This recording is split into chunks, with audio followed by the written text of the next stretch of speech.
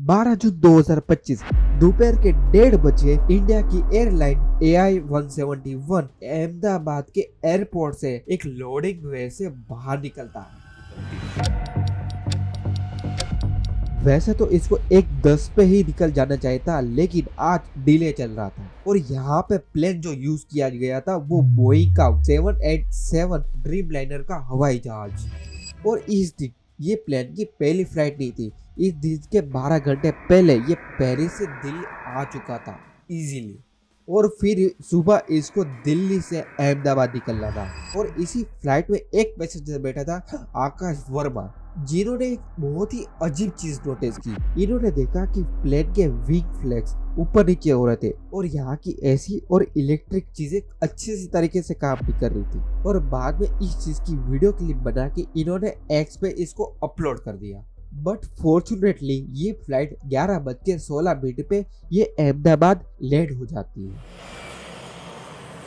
करीबन 12:20 पर इस प्लेन की रिफिलिंग की जाती है और करीबन 42 मिनट रिफिलिंग में टाइम जाता है। और इस पर्टिकुलर टाइम पे जब फ्यूल भरा जा रहा था तो पैसेंजर प्लेन में चढ़ रहे थे और एग्जैक्टली 242 पीपल्स इस प्लेन में चढ़ते हैं। 230 पीपल्स जो कि ट्रैवल कर रहे थे और 10 क्रू मेंबर। और इस प्लेन के मैन कैप्टन थे सुमित सब्रवाल, जिनके पास 8,200 हावर्स का फ्लाइंग एक्सपीरियंस है।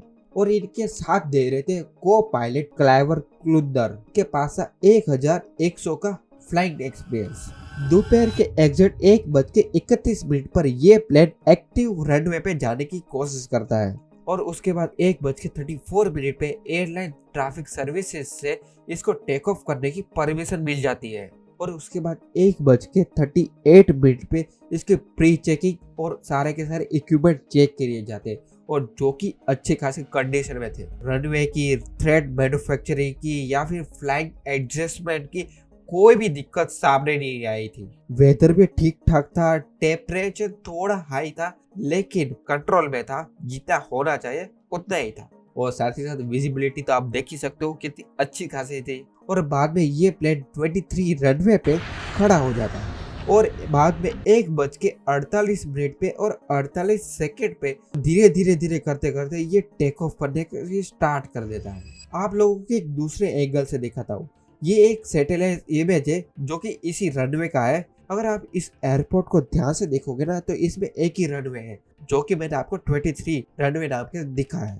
और ये जो एयरपोर्ट है ये चारों तरफ से घिरा हुआ है एक रेजिडेंशियल एरिया के साथ। और इन्हीं एरिया में रहता था एक बच्चा जिसका नाम था आर्यन, जो कि अभी गांव से आया था और जो कि अपने दोस्तों को वीडियो कॉल के माध्यम से प्लेन कैसे उड़ता है और कैसे दिखता है वो दिखा रहा था। तो मतलब नज़दीक से करीब से गुजर रहा था तो उसने वीडियो बना लिया कि जाऊंगा अपना गांव देहात में दिखाऊंगा दोस्त या फ्रेंड को अपना करेंगे कि इतना नज़दीकी से प्लेन उड़ता है यहाँ पे। 1:38 और 54 सेकंड में ये प्लेन हवा में पहुंच चुका था और इसकी मैक्सिमम हाइट पहुंची थी 625 फीट।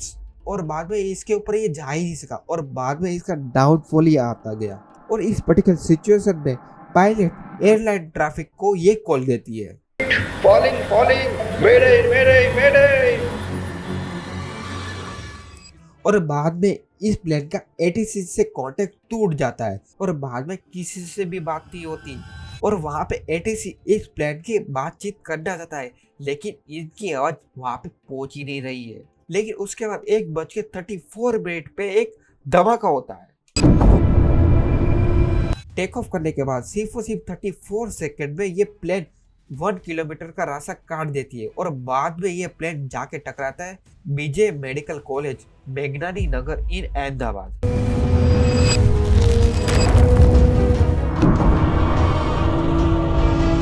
हॉस्टल में इस पर्टिकुलर टाइम पे लंच ब्रेक चल रहा था और वहाँ पे 35 स्टूडेंट लंच कर रहे थे या फिर काफी सारे लोग पढ़ाई कर रहे थे और काफी सारे लोग तो टेरेस पे भी थे। लेकिन ये प्लेन अचानक से आ गया और ये जाके डायरेक्ट टकराया कैंटीन पे जहाँ पे ये स्टूडेंट अपना खाना खा रहे थे।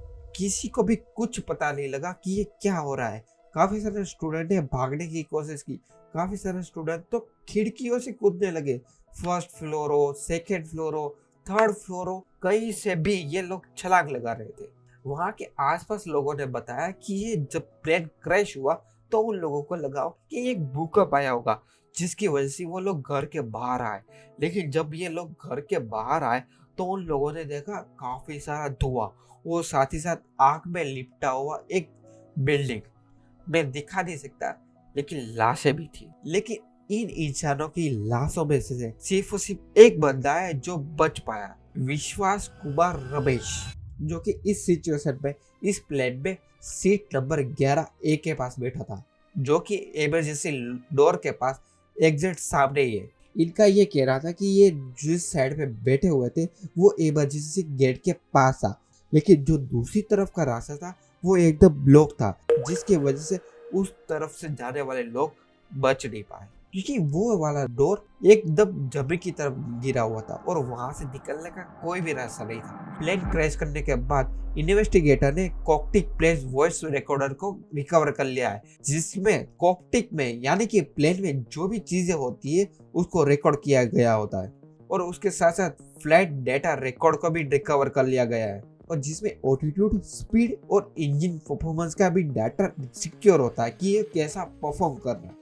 और इन दोनों चीज को मिला के एक बॉक्स बनता है जिसको कहा जाता है ब्लैक बॉक्स, जो कि एयरप्लेन को क्रैश करने की सिचुएशनशिप को समझा जाता है कि वो क्यों क्रैश हुआ, किस वजह से क्रैश हुआ, क्या क्या सिचुएशन हो सकती है।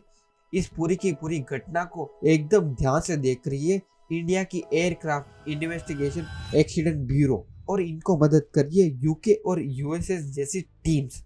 और कुछ दिन पहले ऐसी रिपोर्ट आए थे कि इस ब्लैक बॉक्स को यूएसए भेजा जा रहा है ताकि उनको इन्वेस्टिगेशन करने में ज्यादा से ज्यादा हेल्प मिले। लेकिन इंडिया की गवर्नमेंट ने कहा कि ये तो बहुत गलत है। एविएशन मिनिस्टर ने कहा कि ये अगर इंडिया में क्रैश हुआ है तो ये इंडिया में ही रिसर्च होगा कि ये एक्चुअली में क्रैश हुआ तो हुआ क्या, गलती किसकी थी, तो सारी की सारी इन्वेस्टिगेशन इंडिया में ही होगी। लेकिन हम एक्चुअली में क्या हुआ था वो हमको सिर्फ और सिर्फ पता चलेगा 13 जून को, क्योंकि इंटरनेशनल एयरपोर्ट का ये एक रूल है कि जब भी ऐसा कोई प्लेन का हादसा होता है तो 30 दिन के अंदर एक अच्छी खासी रिपोर्ट पब्लिक के सामने लाई जाए, जिससे पब्लिक को पता चल पाए कि ये प्लेन क्रैश का एक्चुअली में रीजन क्या था।